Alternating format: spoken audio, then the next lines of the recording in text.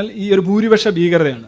മതം അടിസ്ഥാനപരമായ ഒരു ഭൂരിപക്ഷ ഭീകരതയാണ്. ചിലപ്പോൾ മതരാഹിത്യവും ഒരു ഭൂരിപക്ഷ ഭീകരതയായിട്ട് വരും. അപ്പോൾ എന്ത് സംഭവിക്കുന്നു വെച്ച് കഴിഞ്ഞാൽ നിങ്ങൾക്ക് എങ്ങനെ ജീവിക്കണം എന്നുള്ളത് നിങ്ങൾക്ക് സ്വയം തീരുമാനിക്കാൻ കഴിയാത്ത അവസ്ഥ വരുന്നു.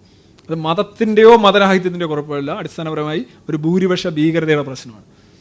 അതുകൊണ്ടാണ് സോവിയറ്റ് യൂണിയനിൽ ആർക്കും മതം ആഘോഷിക്കാൻ അന്ന് കഴിയാതിരുന്നത്. അവിടെ വിശ്വാസികളുണ്ടായിരിക്കാം, അതുകൊണ്ടാണ് ഇങ്ങനെ സംഭവിക്കുന്നത്.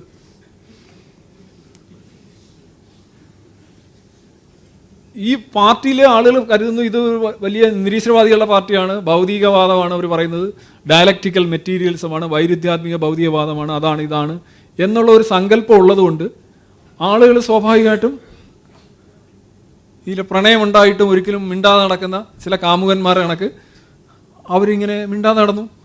അവരുടെ ഫ്രോസൺ റിലീജിയോസിറ്റി ഉണ്ടായിരുന്നു. അവർ വളരെ സൈലൻ്റ് ആയിരുന്നു. പക്ഷെ അതുണ്ടായിരുന്നു.